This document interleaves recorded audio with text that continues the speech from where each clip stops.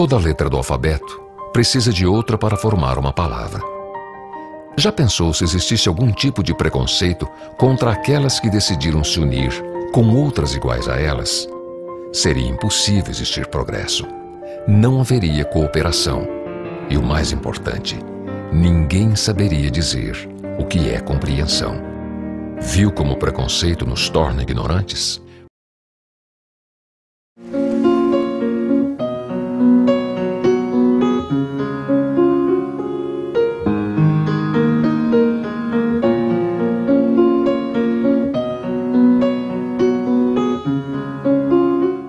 Cabelo bonito e bem tratado é essencial para minha autoestima. Eu uso Bioextratos todos os dias. Meus cabelos ficam fortes, saudáveis e com um brilho incrível. Bioextratos é a minha referência de qualidade. Os produtos Bioextratos são elaborados com as melhores matérias-primas e possuem uma alta concentração de ativos naturais. Se os seus cabelos estiverem ressecados, hidrate e fortaleça instantaneamente com os produtos da linha Tutano. Não desperdice o seu tempo. Use Bioextratos e sinta a diferença. Se eu digo pare, você não repare no que possa parecer. Se eu digo siga, o que quer que eu diga, você não vai entender.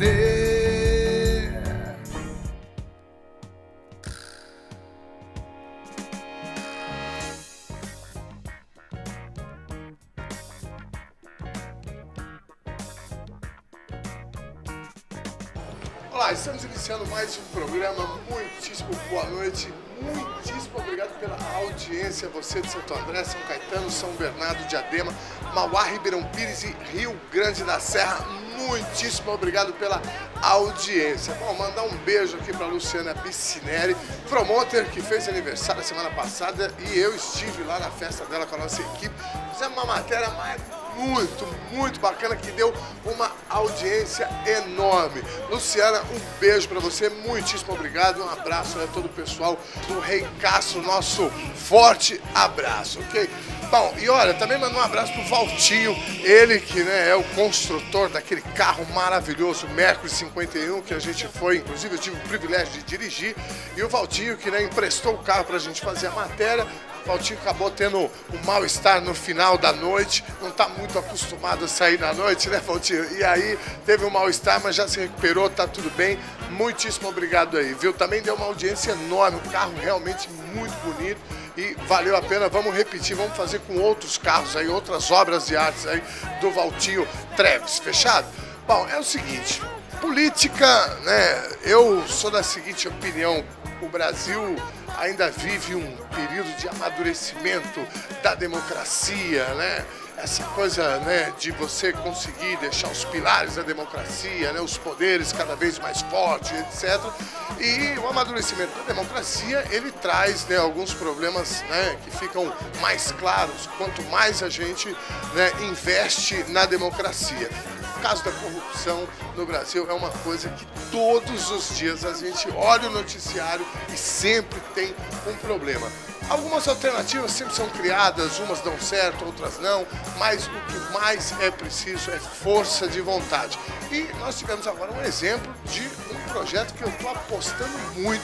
Quando eu fiquei sabendo que tinha o dedo de um amigo meu aqui do ABC, deputado estadual Orlando Morando, eu fiquei muito feliz, peguei o telefone, liguei para ele e falei: Orlando, você vai ter que vir aqui explicar para a gente como é que funciona e parabéns, muitíssimo obrigado pela tua presença aqui, rapaz. Tudo bem contigo? Ernesto, primeiro eu quero agradecer a oportunidade, sem nenhuma demagogia, já te falei isso fora do ar, fora de gravação. Eu sou fã do teu trabalho, fã do teu programa.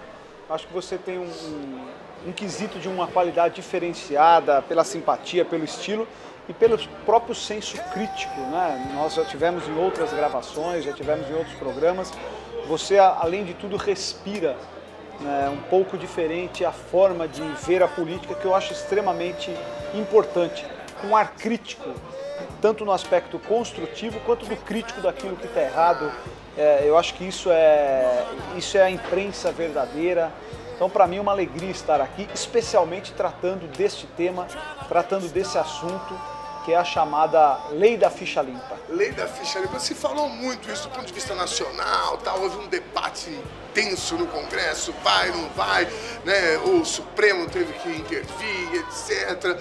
E nós vamos falar mais sobre isso, né? Aliás, a nossa pauta hoje é essa, mas como eu falei aqui, o Orlando, né, é um deputado estadual, um político, né, muito conhecido aqui na região, é uma pessoa também que eu tenho, né, uma admiração grande, gosto de você pessoalmente também, viu, Orlando?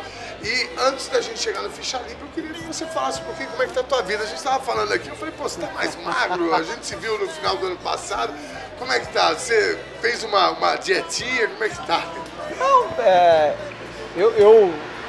poucos sabem, né? Outro dia nós fizemos um programa e eu contei um pouco do histórico antes da vida pública. Por sinal, muitas pessoas não sabiam que eu era piloto de avião, contei aquela história toda. Foi muito bacana. Eu vou fazer uma outra confissão. Eu sempre fui muito forte, né? Quando mais garoto, eu cheguei a ser gordo. Pra você ter uma ideia, quando eu nasci com 4,7 kg. Lembra que bebê enorme. Parto normal. Eu quebrei a minha clavícula, aliás, quebraram para fazer o parto. Então eu sempre fui muito forte. Então eu sempre trabalho com uma alimentação educada, balanceada. Finalzinho do ano, Natal, Ano Novo, festa, dei uma... Sabe aqueles quilinhos a mais? Então aproveitei, fiz uma dieta. Tô no meu peso padrão, meu peso é 78 quilos. Tá bem, não? Então, tá tranquilo. Peso bom. Acima disso já começa a fugir, o terno já fica meio apertado. Não é por vaidade, acima de tudo é por qualidade de vida. Eu sou jovem, mas quero envelhecer com saúde. Eu acho que é uma obrigação cuidar. Então, só na educação, mas eu tenho um defeito grave, né? Aliás, devo ter vários, mas um deles. Eu gosto de comer bem. Esse é bacana. Gosto de cozinhar, que é um outro problema. Pô, eu adoro. Você fala assim, Orlando, se você estiver em casa, tranquilo, o que você gosta de fazer? Pô, eu gosto de cozinhar. Eu gosto de fazer uma macarronada, eu gosto de fazer uma paella, eu gosto de um arroz feijão, fazer um bife, eu gosto de fazer comida. Sabe aquele negócio que te dá eu também gosto. Prazer em fazer? Mas os prós e os contras. É uma terapia, é gostoso, você reúne os amigos, agora, né, do ponto de vista calórico... Tem que equilibrar, tem que equilibrar. Você gosta também? Nossa, adoro. Eu não sou um chefe de cozinha, não, nem eu. Né? Não tem mais, assim, até por conta do trabalho, a gente andou fazendo... Eu tinha um quadro no programa que era muito bacana. Aliás, esse ano eu quero ver se a gente consegue voltar. Esse tipo de papo aqui, a gente fazia, né, na beira do fogão. Cozinhando. É muito bacana isso, deu muito certo. E aí depois a gente começou a gravar com os chefes de cozinha, né? Então eu acabei aprendendo um pouco. E dizem também que com a idade também você começa também a ter outros, né, outros compromissos sociais, né, outros interesses. E esse de reunir os amigos em casa e fazer uma comida Eu tô nessa fase, quando me sobra tempo. Quando você é mais jovem, solteiro, você vai em festa fora, aniversário, uma balada, né? Eu entrei na vida pública cedo, mas eu brinco. Eu sempre fui normal. O cara fala, porque eu fui vereador com 19 anos, mas eu não deixei de viver. Saía, né? Lógico, sem nenhum abuso. Excesso. Que por sinal, acho que todos deveriam fazer, excesso em bebida, nunca me envolvi com acidente em trânsito. Eu não acho que eu sou melhor, eu acho que todos deveriam ter esse questionamento.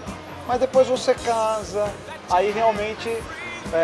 os amigos continuam, mas os amigos também casam, e aí você troca, é fazer uma comida em casa, é bater um papo, é tomar um vinho quando pode, e aí tem que tomar cuidado com o peso, não tem que negar, é uma dura realidade. Verdade. Bom, Orlando, uma outra questão, né, este mês agora, né, aniversário do golpe militar, mandar um abraço às famílias vítimas do regime militar, como a minha, né, um abraço fraterno aqui, né, e dar um puxão de orelha nos milicos de pijama lá do Rio de Janeiro, no Clube Militar. Os caras fizeram lá uma comemoração, golpe não se comemora, né?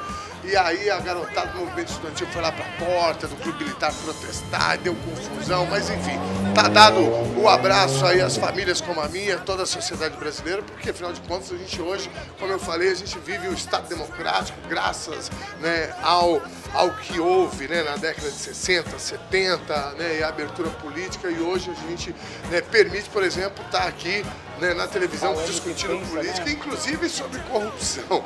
Mas me permite, esse tema é um tema que, infelizmente, os mais jovens não se recordam. A história parece que se encarrega de tentar esconder um regime cruel que o Brasil e muitos lugares do mundo passaram. mas nós não deixamos por menos. A Assembleia Legislativa de São Paulo foi a primeira do Brasil a instituir a Comissão da Verdade.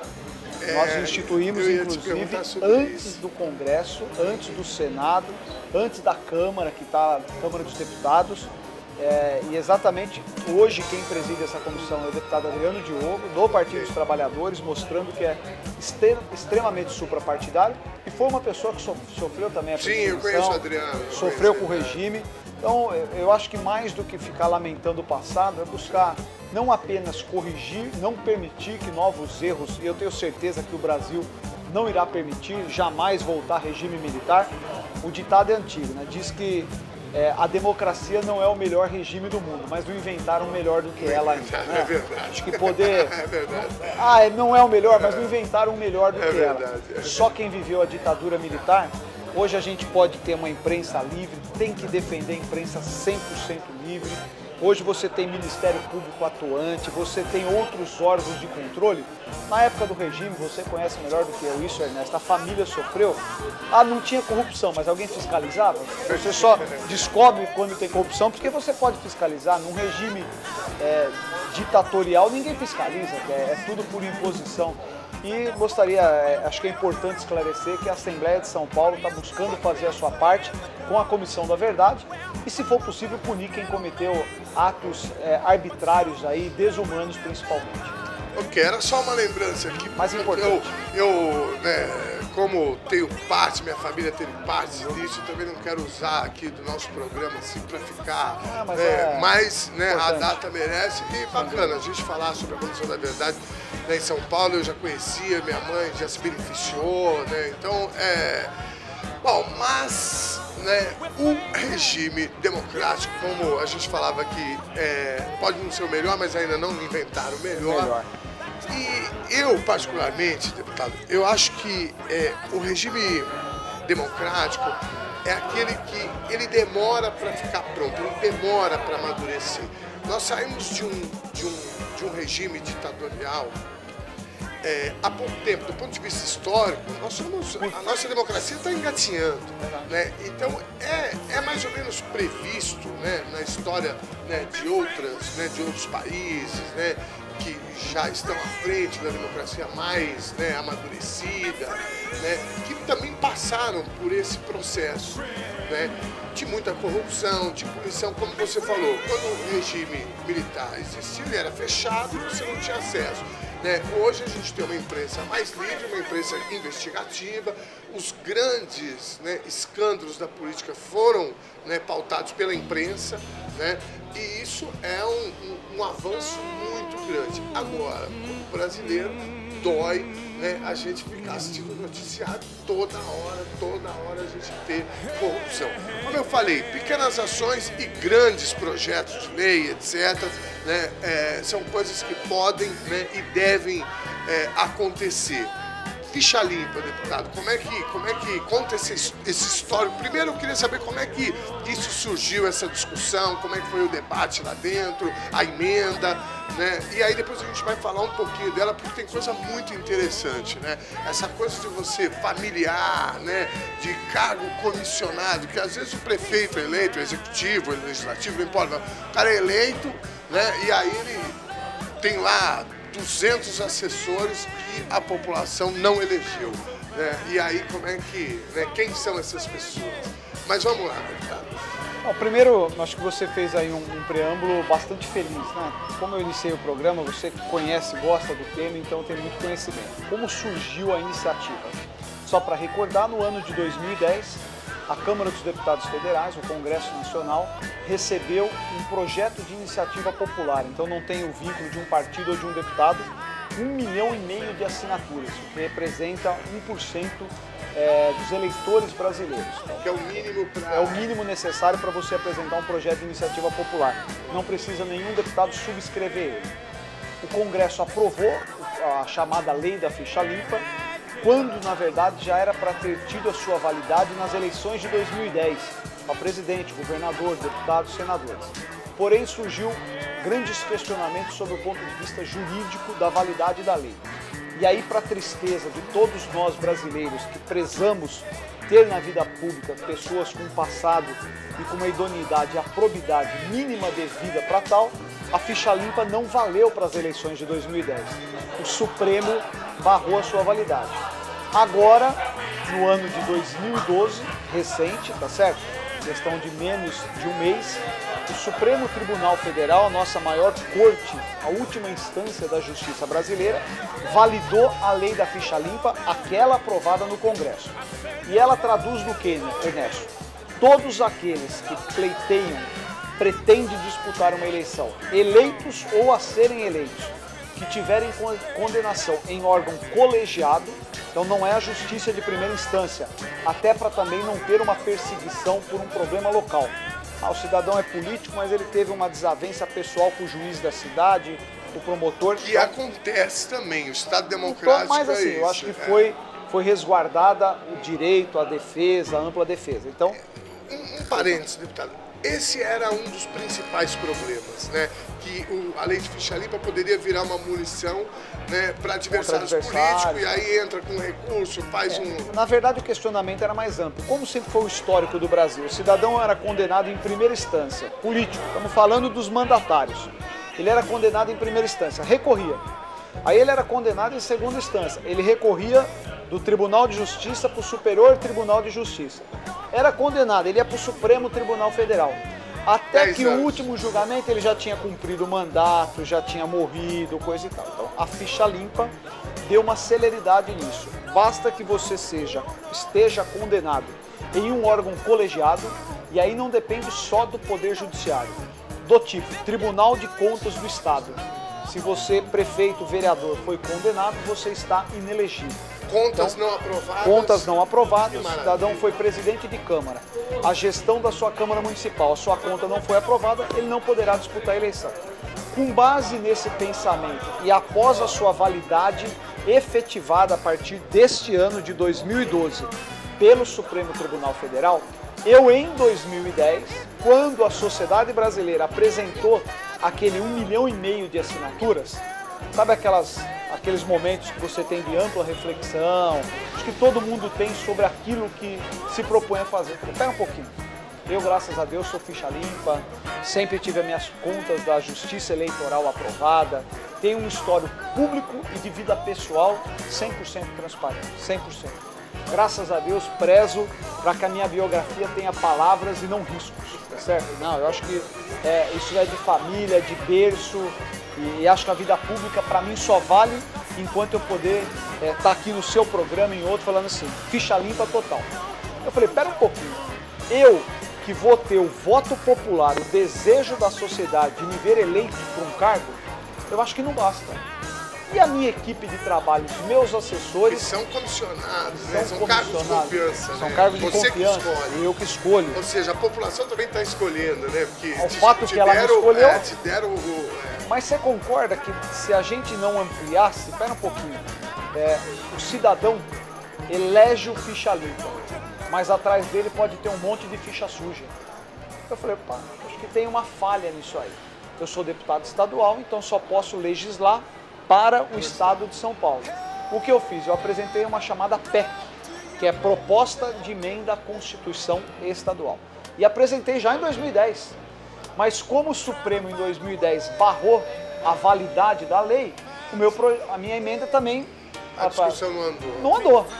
Quando este ano o Supremo vale ficha limpa, assim, deu 100% de clareza, eu imediatamente, até porque na ocasião eu ainda era o líder do PSDB, levei a discussão para o Colégio de Líderes. E aqui eu preciso fazer um reconhecimento público dos 94 deputados estaduais. Confesso que alguns, de maneira até não clara, tinham resistência ao projeto. Por quê? O projeto, a emenda à Constituição, é o que a gente chama corta na própria carne. Por quê? A minha proposta incluiu o poder executivo, o poder judiciário, o poder legislativo. Não, incluindo o Ministério Público, a Defensoria Pública e os reitores das universidades. Então, assim, o que diz o texto da minha emenda à Constituição?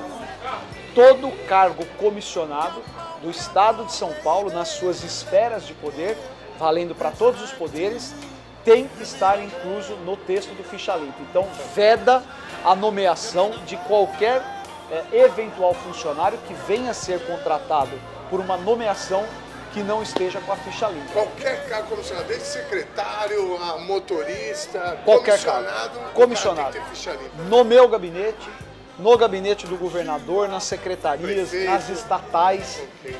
nas estatais, Sabesp, Metrô, CPTM, MTU, tudo que é cargo nomeado, pago com recurso proveniente aos impostos arrecadados pelo governo do Estado de São Paulo. É importante a população saber, o juiz é pago com o dinheiro do Estado, o meu salário é pago com o dinheiro do Estado, o salário do governador e de todos os cargos nomeados. Desde o último dia 10 de março, tem que ter ficha limpa. Quem não tiver ficha limpa, esquece. Está vedado, não pode ser nomeado. Me permita fazer aqui uma provocação, mas o que vai ter de Lógico. picareta agora, que não vai ter mais emprego, é muita coisa. Mas você me permite outra? Por favor. Um pouquinho. Você contrataria, eu não estou entrando no mérito da gente não absorver aqueles indivíduos que foram ressocializados. É uma outra É discussão. uma outra discussão. Mas o seguinte, o cidadão foi um secretário municipal, hipoteticamente, cometeu todas as arbitrariedades possíveis, foi condenado por 2 instâncias, ficou provado que ele desviou recurso público. Você contrataria ele para cuidar das finanças da tua empresa? Não tem. E uma Por que o coisa, Estado vai contratar, o deputado vai contratar para cuidar do dinheiro público? Está errado. Deputado, eu acho que o grande avanço dessa questão, assim, quando começou a se discutir isso lá atrás, eu também tinha algumas preocupações. A principal delas era essa questão, né, eu reconheço com tanto superficial, mas era essa questão da munição, né, de guerra, da luta política, que faz parte do jogo democrático, e as armas são usadas, né, do ponto de vista legal, se estão aí, estão para ser usadas. Agora, essa questão do ficha limpa, né, ele derruba uma série, né, de tabus, de paradigmas que existem por dentro do serviço público, que é uma coisa impressionante, né? Isso mexe com a correlação de forças, porque nós estamos amadurecendo a nossa democracia, né? E isso vem acontecendo já, né, de uma forma mais, né, talvez eficiente, mas mais dura, né, de 15 anos para cá. Né, nós estamos vivendo valores, né, uma inversão de comportamento da própria sociedade que já não admite coisas que tolerava, né, alguns anos atrás. Né? Então, essa coisa de você ter secretário municipal, né, já condenado, se a gente for fazer uma lista aqui dos que vão ficar fora aqui da nossa região, eu garanto que nós vamos passar, né, de 20 tranquilamente. E aí você começa a baixar isso de ex-secretário, que hoje já não pode ter, né, uma posição, né, mais à frente, mas aí por uma questão, hora da governabilidade, hora da camaradagem, acaba ficando, né, ocupando um cargo de chefia ali. Tudo isso agora, né, vai acabar. Correto? Ernesto, eu acho que você coloca de uma maneira muito clara. Primeiro aqui eu não quero transparecer e nem faço isso, achar que esta emenda à Constituição de minha autoria, aprovada pela Assembleia, é a solução definitiva para a gente estagnar, acabar com todo e qualquer tipo de corrupção. Esse seria um grande desejo, mas nós sabemos que não é dessa forma. Isso é um processo, e é um processo que você colocou aqui com muita propriedade. Muita gente vai ficar fora do serviço público. Além desses que ficarão fora, que não poderão ser contratados porque tem condenação do passado, isso é um processo que vai estimular e ao mesmo tempo criar uma proteção. Aquele que vier ocupar um cargo público sabe que, além de tudo, ele tem que ter um cuidado extra, um cuidado muito mais amplo. Como deve ser com a coisa pública. Como deve ser com a coisa pública, exatamente. como é o que se cuida da coisa privada. O cidadão, seja ele qual for o cargo, o emprego que ele tenha, ele zela pelo emprego dele, ele cuida, porque ele sabe que aquilo vai estar no prontuário, no histórico da vida dele. Quando alguém vai ser contratado, procura-se no currículo, liga para a empresa anterior para saber o atestado, a antecedência, né, o desempenho. O serviço público tem que incorporar isso. Então, o que acontece? O cidadão trabalhava no município, cometeu todas as aberrações possíveis, Ah, mas ele conhece muito sobre licitação, ia trabalhar em outra cidade, em outro estado. Quer dizer, nós temos que barrar, então isso é um processo continuado. Parece meio grotesco comparar, mas não é diferente. Quando o Brasil e o mundo já discutiam um processo de reciclagem de resíduos, aqui no Brasil parecia uma utopia. Ah, imagina que um dia nós vamos estar separando plástico, metal, o papel. Não está consolidado, mas é um processo que eu tenho certeza que o meu filho, as gerações, tá certo? Hoje, se você tiver com seu filho jogar um papel para fora do carro, você vai tomar uma retração dele. E eu acho que no serviço público nós temos que incorporar esses mesmos propósitos. Então, o cidadão que vier a ser secretário de Estado ou meu assessor, ele sabe que além do zelo, porque isso não vale só para o dinheiro público, a ficha limpa inclui os crimes comuns. Os crimes comuns. O cidadão muitas vezes cometia no negócio dele, eu agora posso, porque eu sou assessor do fulano, sonegável, cometia crimes tributários. Vou te dar um exemplo. Esses diretores do Banco Pan-Americano, que foram agora condenados por incorrer contra a economia, estão condenados, eles não podem disputar um cargo público. Porque também a democracia, como nós falávamos aqui, é muito... Cargo público e tampouco poderão ser assessores, Nada. cargos comissionados. Porque isso é bacana falar, porque a gente fala muito, né? Eu sempre tive essa preocupação. Às vezes você tem lá o chefe do executivo, é um cara, teoricamente, ficha limpa, né? Só que aí você olha a escala embaixo dele. A escala embaixo, você fala, meu Deus do céu, o que vem por aí? Se puxar, como diz o população, todo mundo tem capivara, né? É isso. Né? Então, eu achei muito interessante essa questão dos cargos comissionados, porque são muitos, né? Nós não estamos... Que eu acho, né? Quero aqui também fazer uma defesa, eu acho que é justo, eu acho que o chefe do executivo, legislativo, ele tem que ter uma equipe de confiança, eu acho que agora, né? Nós temos que ter alguns critérios também, além de critérios técnicos, de confiabilidade política, etc., mas a questão criminal, ela tem que ser... uma questão preponderante na questão. Se você me permite, a lei da ficha limpa, né, ela não pega apenas aqueles que cometeram atos de improbidade administrativa. Infelizmente, pode não ser em São Paulo é um estado que a sociedade está ajudando a fiscalizar mais, mas tem lugares mais distantes, o cidadão comprava coisa roubada, mexia com droga, assaltou, mas ele se regenerou, agora ele virou político. A lei da ficha limpa, aprovada pelo Congresso, aprovada pelo Supremo, ela inclui os crimes comuns. Então o cidadão, além da pena dele, ele foi condenado a 6 anos. Mesmo que ele não cumpriu a pena, porque ele era réu primário, aquilo tudo que a Constituição e o Código Penal garante. 8 anos após o término da pena, ele não pode disputar a eleição. E é o mesmo que nós queremos e aprovamos para o Estado de São Paulo. O cidadão cometeu um ato mais arbitrário, ele era boa pessoa, mas estava embriagado, matou uma família, esse não pode ocupar cargo público. Eu entendo, Ernesto, as pessoas têm que ter respeito com o dinheiro público, mas tem que ter respeito próximo. Aquele que não zela pela vida do terceiro não deve ocupar a vida pública, nem como mandatário e nem como assessor. Então, a lei, ela realmente tem um impacto muito forte e é um processo. Por que eu digo que é um processo? Esta emenda de minha autoria aprovada pegou todo o bojo do Estado de São Paulo. Então, daqui do ABC ou de lá de Presidente Prudente, quem for remunerado pelo Estado e tiver um cargo de confiança, está incluso.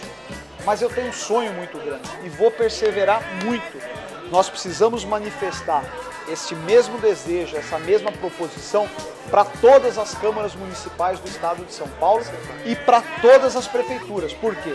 Eu não posso legislar pelo município, né? Eu tenho impedimento, mas os vereadores podem.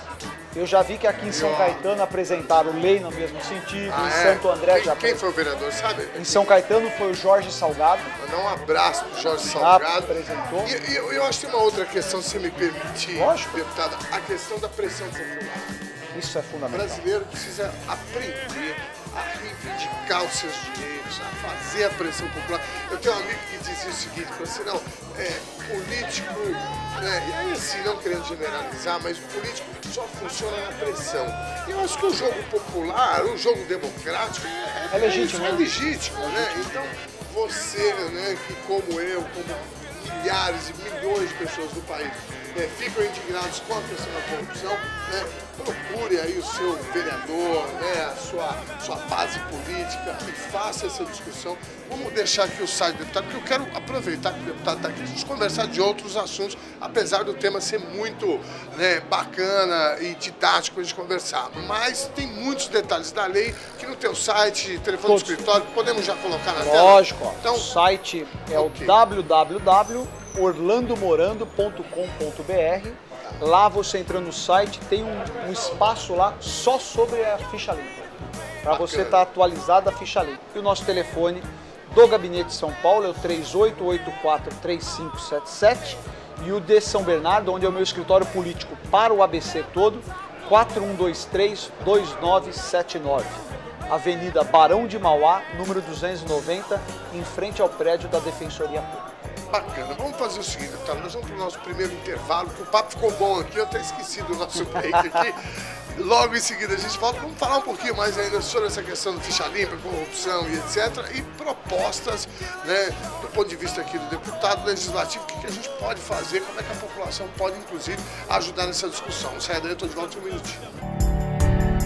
Se eu digo siga, o que quer que eu diga, você não vai entender. Vaidade pra mim é muito importante. Só não pode interferir no meu bem-estar. Se você não se sente bonita, não adianta ser elogiada, dizer que você tá incrível. Você tem que se sentir bem. E loura sofre, viu? O cabelo vai ficando amarelado, mas dá um trabalho. Mas eu já sei como cuidar disso. Eu uso Biostratos Blonde. Meus cabelos estão sempre bem tratados e ficam com essa luminosidade natural. Biostratos Blonde. O loiro que você quer, com o brilho que você precisa.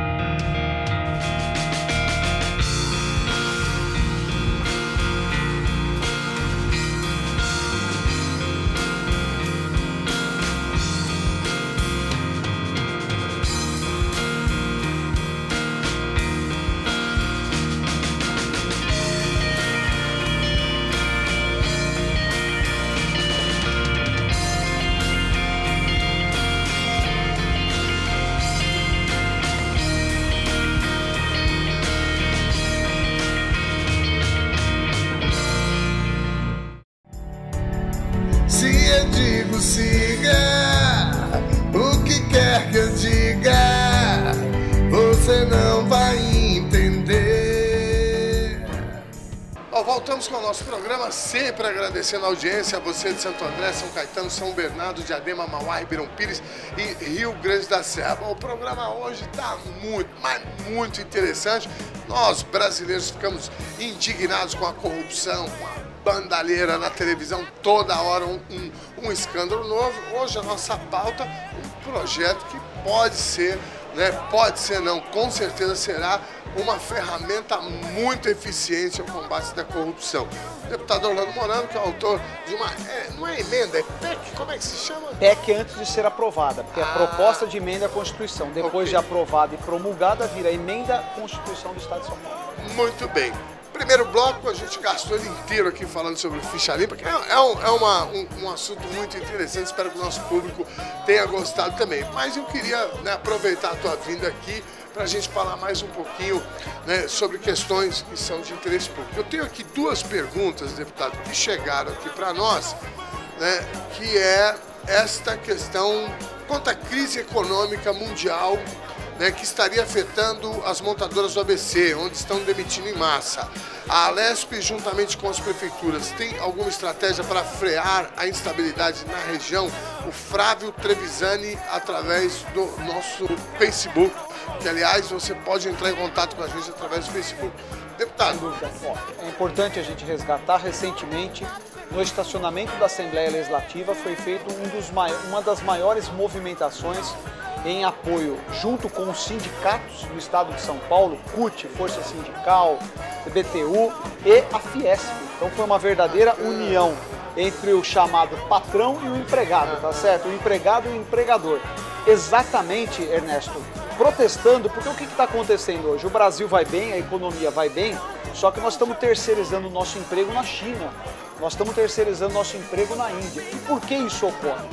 Nós só importamos, uma máxima conhecida de muitos, o brasileiro importa quando existe um benefício pela importação. Quer dizer, você utiliza uma montadora ou o cidadão que produz esse microfone.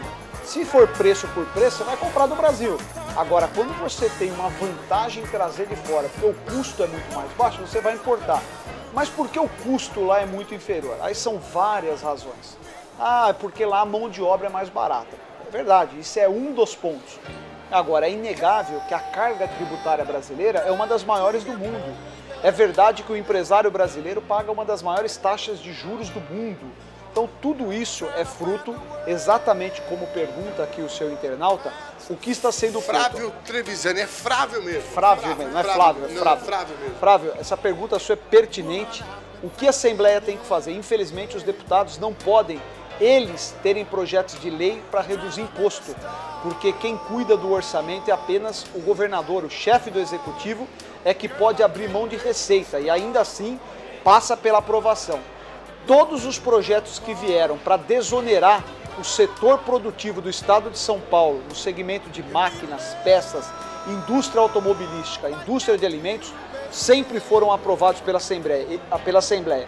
Eu mesmo fui relator de leis que isentaram e reduziram o chamado ICMS, que é o imposto que tem a maior incidência para produtos do Estado de São Paulo, onde é a maior fonte de arrecadação.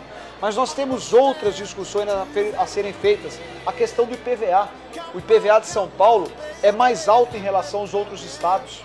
Ah, mas por quê? Nós temos a maior frota. E aí nós vamos voltar a uma máxima triste, que é a chamada guerra fiscal. E o que falta para a gente acabar ou corrigir a guerra fiscal? É natural que no plano nacional deveria ser feita a chamada reforma tributária, que não se faz.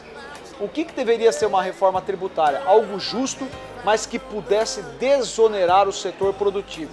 Consequentemente, quando você abaixa imposto, reduz custo, você faz com que a nossa indústria fique mais competitiva.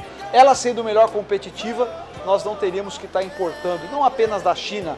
A China é a triste referência para nós brasileiros, porque realmente ela produz num custo inferior e, diga-se de passagem, com uma qualidade também muito inferior. Não estou aqui para entrar no mérito, mas quem é usuário, compare os produtos chineses, de todas as esferas, de um automóvel a uma roupa, tem uma diferença brutal. Agora, realmente nós temos que estar alerta, inclusive esse manifesto, esse protesto feito na Assembleia Legislativa, Ciesp, Fies, forças sindicais, centrais sindicais, chamou-se Alerta Brasil, porque nós estamos ainda com uma economia em aceleração, mas você percebe que já existe um sentimento de declínio. Não adianta a gente ficar como telespectador desse processo. Nós temos que ser polo passivo e polo ativo, principalmente o polo ativo, para não permitir que o Brasil entre na crise e depois venhamos buscar uma solução. Nós temos que antecipar esse processo e fazer com que o Brasil continue crescendo. E para crescer, tem que desonerar a folha de pagamento, tem que reduzir impostos estaduais, impostos federais, tem que baixar a taxa de juros. É inaceitável um país onde a economia está estabilizada, a inflação está estabilizada, você pagar a Selic de quase 10% ao ano. E se você, Ernesto, cidadão comum, que precisar pegar um juro de um cheque especial, você paga 20% ao mês. Isso dá 240% ao ano. É inaceitável, é um absurdo. E aí desculpa, não estou querendo transferir responsabilidade, tanto que eu falei que o governo de São Paulo também tem que abaixar impostos, mas o governo federal precisa ter coragem de baixar nossa taxa de juros Selic. Os bancos querem ganhar? Tudo bem, já ganharam muito, agora é a vez da sociedade viver, não ganhar, é fazer com que ela continue sobrevivendo. Muito bem, deputado, nós vamos inclusive fazer um programa aqui para a gente discutir isso, e aí vamos colocar isso na pauta, mas quero agradecer aqui a participação do Flávio Trevisani, né, pela pergunta. Tem uma outra pergunta aqui que tem a ver um pouco com o que a gente falava, que é do Júnior Shade. Câmara dos Deputados divulga em seu site os nomes de todos os assessores parlamentares comissionados. Por que a Alesp não faz o mesmo? O deputado divulgaria todos os seus espontaneamente? Do Júnior Shade de São Bernardo. Como é que Primeiro, não existe ato secreto na Assembleia, tá? Até porque isso ficou muito mal famado, na época, 2 anos, 3 anos atrás, o Senado foi descoberto que tinha os chamados atos secretos. O cidadão era contratado e não era publicado no Diário Oficial, não tinha a publicidade que é devida ao serviço público. E obrigatório. Obrigatório. Verba pública para divulgação é para divulgar também essas coisas, não só as grandes obras. Lógico. Então, primeiro, na Assembleia Legislativa de São Paulo, todas as nomeações são publicadas no Diário Oficial. Então, total transparência. E os meus funcionários... Já está. Então, respondendo todos. Então, a Assembleia já faz. Não tem nenhuma nomeação que não seja de conhecimento público na Assembleia Legislativa. Tudo publicado em Diário Oficial. 100%. Muito bem. Então, está respondido. Não só os de assessores, tá? Okay. Das presidências, das comissões, das vice-presidências, das lideranças, tudo publicado em Diário Oficial. Bacana. Maiores informações pelo site do deputado, ou mesmo, né, tá aqui na tela, ou mesmo dando uma ligadinha lá no escritório político do deputado Orlando Morando, mas obrigadíssimo pela participação. Deputado, vamos passar aqui, apesar dessa pauta da corrupção nunca se esgotar, infelizmente. Eu espero de um dia não ter que tratar mais desse assunto, mas aí nós temos que avançar muito. Bacana. Agora, deputado, se falou muito de metrô no ABC, né? Essa discussão foi levantada no período eleitoral, os ânimos, né? A disputa política, ela traz, né? Propostas e etc. E se falou muito do metrô. Como é que está isso aqui no ABC? O governo do estado, né? O senhor é do mesmo partido do governador. Aliás, me deram uma informação, depois nós vamos ver se acha tempo para falar sobre isso, que você vai coordenar, inclusive, a campanha do Serra, será um dos coordenadores da campanha, etc. Agora, como é que está essa discussão? O governador, vocês estão, né, trabalhando para isso, como é que está? Esta é uma pergunta importantíssima. Primeiro porque a sociedade, com razão, fica sempre um pouco insegura sobre aquilo que é dito em campanha e aquilo que se torna prático após a campanha. Então, trazer informações aqui precisas.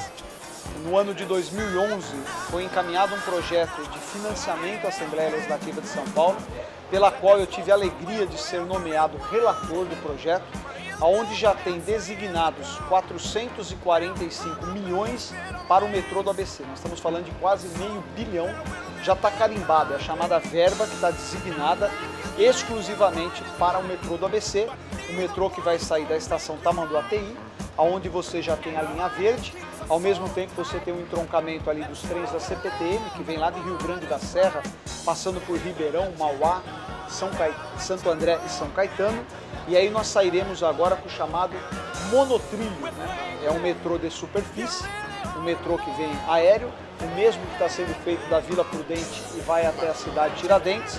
O que eu trago de boa informação? Primeiro, que deixou de ser sonho e já se tornou um projeto. Aí o cidadão que está nos assistindo falou: Orlando, de boas intenções em projeto tem um monte de lugar cheio que não acontece, certo?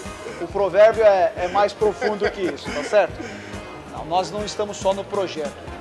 O metrô de São Paulo, através da Secretaria dos Transportes Metropolitanos, já está recebendo propostas, porque este modelo aqui será uma PPP, como é a linha 4 amarelo, que é uma parceria público-privada. Então as empresas, por conta e risco próprio, estão apresentando os projetos. Depois que são 6 empresas já que se mostraram interessadas. Esta fase de apresentação de projetos vai até junho deste ano, junho de 2012. Após o Estado, publica um edital com base nos projetos apresentados. Mas, Orlando, eu não entendi. Eu sou uma empresa, apresentei um projeto e a empresa do Ernesto que não apresentou vai e ganha. Pode acontecer isso. Porém, você que ganhou com base no projeto vai indenizar quem apresentou o projeto. Então, o Estado não tem que gastar com o projeto executivo, as empresas correm o risco e a empresa que ganhar, caso não seja ela interessada, tem que pagar aquele que apresentou o projeto vitorioso.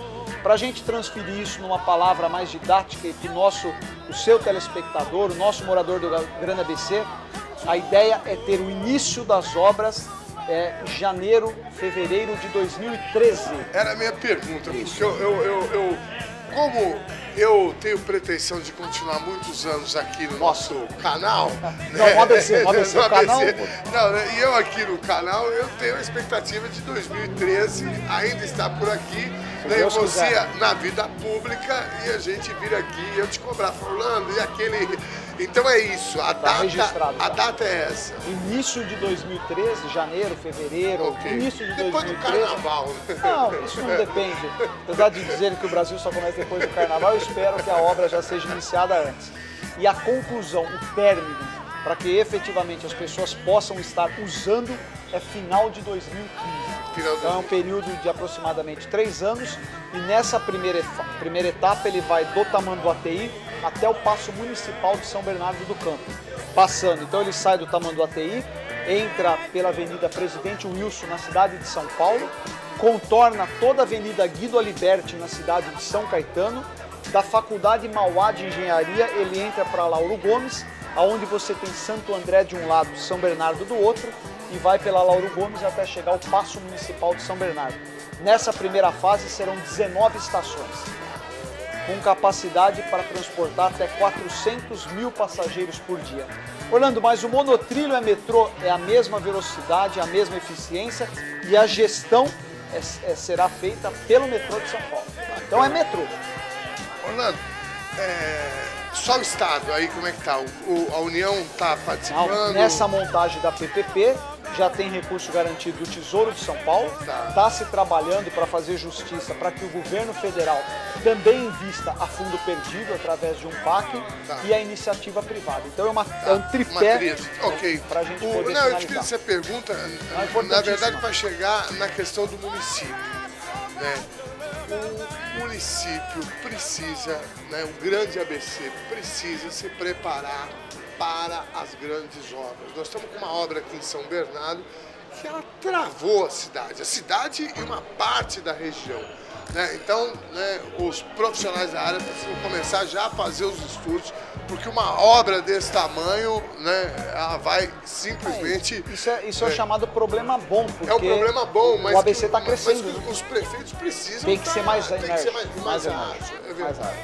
Bom, para a gente fechar, deputado, nós temos aqui a questão que é uma coisa, assim, eu tenho ido muito ao Rio de Janeiro e eu tenho falado o seguinte, que a sensação de segurança que eu tenho no Rio é maior do que aqui em São Paulo, aqui no bairro Jardim mesmo. Né? Tem as questões culturais, né? Eu falo muito isso porque na zona sul do Rio de Janeiro, como é muito calor, os porteiros ficam lá de fora na rua, sentado, batendo papo, e aí te dá uma sensação de segurança, você chegar e encostar o carro, né? Os prédios, a maioria lá não tem garagem, etc. Mas eu estou dizendo isso porque eu fiquei com essa sensação e agora eu vi uma notícia, né, esses dias que parece que em algum nível, né, em alguma forma de crime, São Paulo já passou o estado do Rio de Janeiro. Agora também vou dar uma informação aqui que eu nem sei, né, direito o que é, mas enfim, a minha pergunta é, segurança pública no estado de São Paulo, como é que o senhor, né, ocupando, né, fazendo base da sustentação, né, fazendo parte da base de sustentação do governo do estado, né, como é que o senhor está vendo, né, do ponto de vista da segurança pública, né, aqui no estado? Primeiro, não dá aqui pra gente falar de segurança. Segurança as pessoas querem sentir, você tem muita razão. Um dado que é importante, os índices de São Paulo são muito melhores que do Rio de Janeiro. Não estou aqui, mas a sensação não é a melhor possível. Eu citei o Rio de Janeiro porque uma cidade que, né, a violência, nós baixamos de uma dezena para cada 100 mil habitantes o número de homicídios, que é um número esperado. O ideal é 0, tá certo? Mas São Paulo tem uma redução continuada nos crimes contra a vida, que é o mais importante, nos crimes contra o patrimônio. Mas quem está nos assistindo fala, mas não é verdade, Orlando. Eu tive assalto na minha rua aqui, tem? Nós estamos aqui escondendo uma realidade. Agora, o Estado não tem se furtado dos desafios. E no Grande ABC não é diferente. Ainda neste mês, no mês de abril, tá certo? Que nós estamos iniciando, foram entregues mais 17 novas bases comunitárias para o Grande ABC, que é importantíssimo. Você pôr uma base comunitária num bairro, ela traz uma sensação, mas o problema está na outra rua, ela se desloca, ela fica um período lá, você cria a chamada polícia comunitária, onde as pessoas se conhecem melhor, se relacionam melhor. Tem que fazer um enfrentamento, Ernesto. Segurança pública é um desafio, não tem vara de condão, não tem mágica. Para se ter uma ideia, nós saímos em 10 anos de 70 mil presos para 180 mil presos no estado de São Paulo. É um número que nós não nos orgulhamos, mas ao mesmo tempo ele é uma prova de que a polícia está trabalhando, a polícia está prendendo. Agora, nós não vamos resolver isso só com polícia. O Brasil precisa parar do discurso de falar em educação e investir. Se gasta mais com preso do que com um aluno na escola. Nós precisamos inverter essa lógica, mas não podemos aqui desacreditar. A Polícia de São Paulo está trabalhando, a Polícia de São Paulo tem atuado, tem desmantelado organizações criminosas, mas é um desafio que tem que ser plenamente, tem que ser pleno, constante e continuado. Bom, deputado, tempo da televisão é sempre curto. Você já está habituado a dar entrevista, você sabe como é que é. O nosso papo foi muito produtivo. Quando ele é produtivo, parece que passa mais... Parece não, ele passa muito mais rápido. Mas, bom, eu queria te agradecer muito aqui a tua vinda. Para fechar, né, sabe que a política, né, não sei se do lado de dentro você também vê isso, sente isso, mas assim, a política tem a rádio povão da política funciona muito rápido. Muito rápido. Ano eleitoral, né, você, pelo que eu tenho acompanhado, não vai para disputa, nem para nenhuma disputa, mas me parece que, né, recebeu uma tarefa, né, de muita responsabilidade, que é fazer parte do grupo da coordenação, né, da campanha do José Serra. Está confirmado isso? Você pode falar sobre isso? É verdade? Como é que está? Está confirmado, Ernesto. Uma boa pergunta. A minha vida é muito transparente. Nós tínhamos aí um grande desafio desde antes da prévia.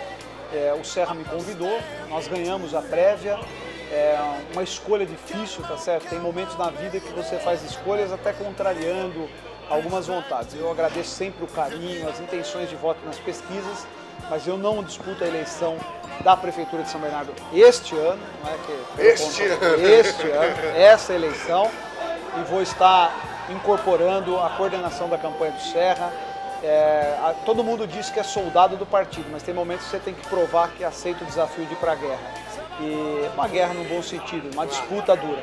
Mas eu não disputo a Prefeitura de São Bernardo, agradeço sempre o carinho de todos. Vou estar na coordenação da campanha do Serra e logo nós estamos de volta em São Bernardo. Bacana. Deputado Orlando Morando, muitíssimo obrigado pela tua presença aqui. Eu fiquei muito feliz mesmo. Sabe que, né, eu tenho uma relação de muito respeito e carinho por você. É recíproco, você sabe disso. Quando eu vi tomei, né, ciência dessa discussão e como é que estava, né, e a tua participação nessa questão do ficha limpa, eu fiquei muito feliz. E eu falei, pô, o Orlando, além de amigo, é um cara que eu tenho acesso para trazer no programa, para a gente fazer essa discussão, que eu acho muito importante. Então, né, nós vamos conversar mais aí. Vou aproveitar que você não é candidato, então vou ver se nesse período os candidatos não podem vir. Aí você vem no programa, porque eu quero fazer mais análise aqui, viu? Muitíssimo obrigado aí. Eu que agradeço. Um abraço para todo o teu pessoal, lá, tua esposa, tua companheira. Quero ver uma hora lá se eu vou lá na Copenhague. No teu aniversário ela me convidou e eu não consegui ir lá, mas eu quero ir lá na Copenhague, lá pra gente tomar um café e saborear um chocolate e depois você sair da dieta, combinado? Ernesto, eu que agradeço, obrigado pelo convite. Você não convida, você convoca. Obrigado a você de casa que nos acompanhou, esse público seu maravilhoso. Continue com essa transparência, com esse sucesso, você merece, faz com garra, faz com emoção. E a hora que você precisar, a hora que você tiver necessidade e puder me suportar, que é um prazer estar no teu programa. Obrigado. Foi um papo muito agradável. Um abração. Obrigado, viu, deputado. Bom, encerramos o nosso programa então, sempre agradecendo a participação de vocês aqui de Santo André, São Caetano, São Bernardo, Diadema, Mauá, Ribeirão Pires, Rio Grande da Serra. Muitíssimo obrigado. Obrigado ao pessoal que participou também. E olha, não esqueça, terça-feira, meia-noite, eu estarei aqui de volta com mais novidades. Um abraço. Se eu digo pare, você não repare no que possa parecer. Se eu digo siga, o que quer que eu diga,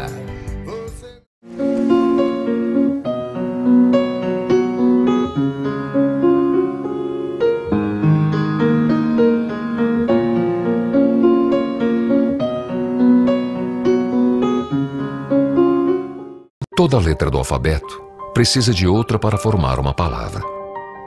Já pensou se existisse algum tipo de preconceito contra aquelas que decidiram se unir com outras iguais a elas? Seria impossível existir progresso. Não haveria cooperação. E o mais importante, ninguém saberia dizer o que é compreensão. Viu como o preconceito nos torna ignorantes? Cabelo bonito e bem tratado é essencial para minha autoestima. Eu uso Bioextratos todos os dias. Meus cabelos ficam fortes, saudáveis e com um brilho incrível. Bioextratos é a minha referência de qualidade. Os produtos Bioextratos são elaborados com as melhores matérias-primas e possuem uma alta concentração de ativos naturais. Se os seus cabelos estiverem ressecados, hidrate e fortaleça instantaneamente com os produtos da linha Tutano. Não desperdice o seu tempo. Use Bioextratos e sinta a diferença. Vaidade pra mim é muito importante. Só não pode interferir no meu bem-estar. Se você não se sente bonita, não adianta ser elogiada, dizer que você tá incrível. Você tem que se sentir bem. E loura sofre, viu? O cabelo vai ficando amarelado, mas dá um trabalho. Mas eu já sei como cuidar disso. Eu uso Bioextratos Blonde. Meus cabelos estão sempre bem tratados e ficam com essa luminosidade natural. Bioextratos Blonde. O loiro que você quer, com o brilho que você precisa. Desde sua fundação em 1972, a Contabilidade Messi vem colaborando da melhor maneira possível com as empresas, no que tange ao cumprimento de obrigações principais e assessoria junto ao Fisco Municipal, Estadual e Federal, procurando meios e fins de atendimento personalizado para agilizar o cumprimento dessas obrigações e buscando nosso objetivo de melhor atendê-lo. Para tanto, possuímos pessoal e equipes capacitadas que procurarão da melhor maneira possível suprir suas dúvidas e regularizações. Contabilidade Messi, desde 1972, com você.